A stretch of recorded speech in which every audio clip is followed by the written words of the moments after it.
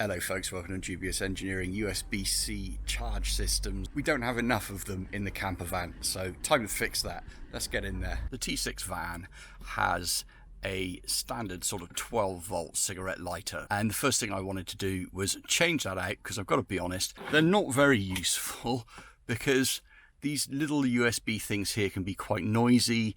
They don't actually drive as much current as they advertise, and also these things keep breaking down. So I wanted to put something that's a slightly better quality in here, and here it is. It was quite easy to fit and install in place of this guy here, and as you can see, it's got a little voltage reading on the top of it. It's got a USB-C port on the top of it, and it's got a quick charge connector for a standard USB port on it as well, and you can turn it on and off, which is really quite nice. So that's what I put in place of this 12 volt here. It's quite easy to do it. It lives just underneath this vent here, and this whole front fascia here and here pops off. You just get your trim tools in here and you literally just sort of work that fascia off, and that whole fascia pops out and it gives you access to that port there. Right, let's have a look at the back of the camper van. So in the back of the camper van, I would like to install another one of these devices, and I've been thinking about where I might install it, and actually I've come up with, I believe, probably the prime position for myself. So hopefully, if you can see down in here, you can see that there's a cable here. This should be running 12 volts to the lighting in the back of the van.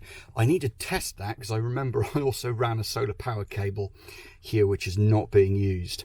So I need to check and see whether or not this is actually working. And I'll show you how I do that in a minute with a current clamp meter to save actually having to chop it. And then underneath this cupboard here, there's enough room for me to be able to drill a hole with a hole saw in my beautiful countertop. I really don't want to do that. And install this charge adapter here. So first things first, let's find out what this cable that I installed many years ago actually does. Using a knife, I went ahead and I cut a slit in the insulation, just down the middle of the insulation there, and I've now exposed both cables here. So the plan now is to get my current clamp meter, put it into DC current. There you go, AC current, put it in DC current mode, connect that around the red wire or the black wire, and what we should be able to do is zero that. There we go, we're zeroed. Now if I turn the power on and turn a light on, hopefully we'll get a reading here. Hopefully you guys can see here that we've got 125 milliamps being drawn through this cable when I turned a light on and turned the power on. So that indicates that this cable is live. Let me just zero that. That's currently minus 125. If I zero that and go and turn the light off, turning light off, light is now off, and there we go. We've gone from 0 to 125 in the opposite direction. So that's conclusive proof. I'm now happy that that cable is live, which means we can now start thinking about how wiring this in place. So I'm going to have to obviously disconnect the power, tap into this cable here, and then drill a hole in my lovely countertop, which is really scary. I don't want to do it. I have now cut and stripped all of these cables. So we've got the reds exposed and the blacks exposed. So here it is. This is a D60 battery powered soldering iron using one of my little adapters there. We connect it to a Makita power tool battery. So we turn that on and off it goes. We can have a quick look at the voltage of the Makita battery here. So it transpires I'm flying blind when I'm working in that little space down in there. I can't actually see what I'm doing very well. So I brought myself a pair of glasses. I also brought myself one of my power tool lights. This one is to fit the the Parkside battery, and wow, yeah, there we go. All of a sudden we can see what we're doing now. Now, how's that soldering job looking? Actually, considering I was flying blind, I'm reasonably happy with that. That's actually looking all right.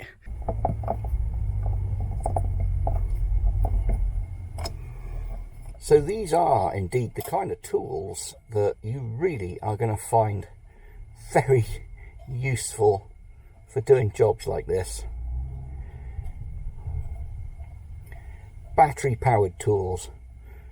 I remember in the days when I was a kid, there was such a thing as a gas powered soldering iron. I think it was made by Portasol. I think they were sold by RS Components. They were quite cool, but yeah, this is by far the right way to go. There you go, heading in the right direction now with this. Just make sure we've got a pretty full covering all the way down. They're quite thick cables for this soldering iron, I must admit, but I don't like to use thin cables. Always, always, always, don't forget, put your heat shrink sleeving on first. Yeah, otherwise you're just going to get caught out, aren't you? Right, where are we going with this? Could do with thicker solder as well for this job. I'm so used to doing fine work on fine equipment. I don't have too many tools to do the big thick stuff. That looks good. Well, it doesn't look good. it looks like an enormous lump, but yeah, ouch, nice and hot. But yeah, that'll work. That's a decent connection.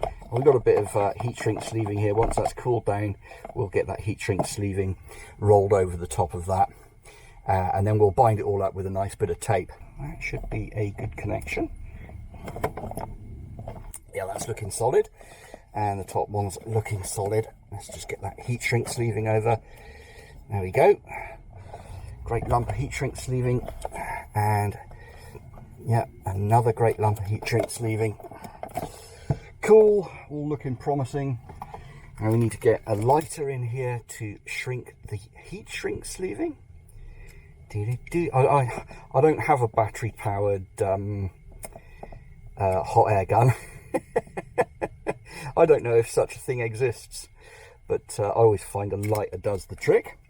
That's looking pretty promising, and now I think what I'll do is I'll just secure that with a little bit of insulation tape.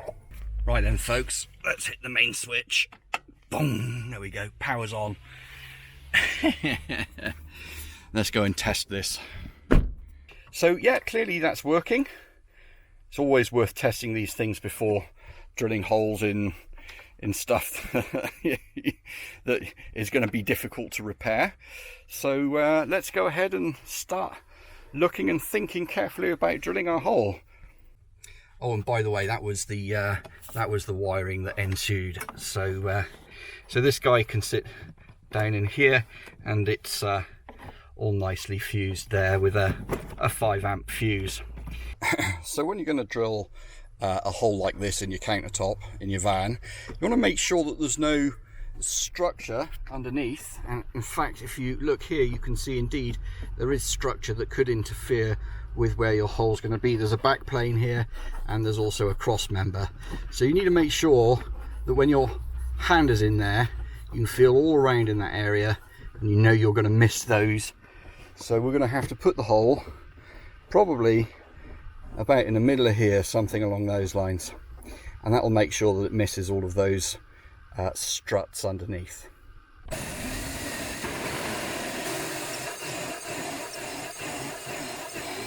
Slow and steady wins the race here. Oh my goodness, I hate doing this. Little vacuuming.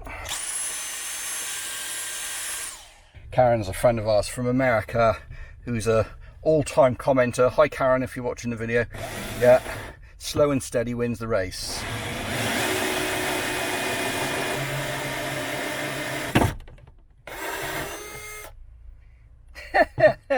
I'd have liked a more controlled drop in there, but yeah, that'll do the trick. Okay, cool. These spade connectors are quite interesting because they have little clips on them that stop them from unplugging all the way, and you've got to press a little button on the bottom of it there, and then you can unplug them. And the other thing to note is spade connectors, typically they can get a little bit loose, so it's always worth giving them a little squeeze, a gentle squeeze, and I'm going to need a pair of pliers in order to do that, and just curl them over ever so slightly so that when you slide them in place they make a good contact. Now the other thing to note, obviously, you'll want to take the nut off the back of here, and that will need to go underneath. There we go. Put the nut on first. Nuts on. Happy days. Now we can do it properly. There we go. That one's on. Make sure the insulation's in place. That's all looking positive. Happy days. Right, and we're going to keep the cover on this one. I'm going to have the cover at the back so that we can cover the unit, and then oil and water and splashes won't get inside that USB charger. Right, get your hands on the nut, get your hands on your nuts. Come in from the bottom. It's all sounding very naughty, isn't it? And screw that in place. And there we go, fast charging. Happy days, 20 minutes until full. And you can see here there's a little bit of a voltage drop, now down to 12.5 volts, because effectively we plugged in the phone, and you're sort of going to expect that. So we can turn it off, so the socket is inactive, and then press a button, we can turn it on, and the socket becomes active. And again, what I love about this is the fact that we can actually put a little cover over the top of it there, and you can still see that 12.8 volts.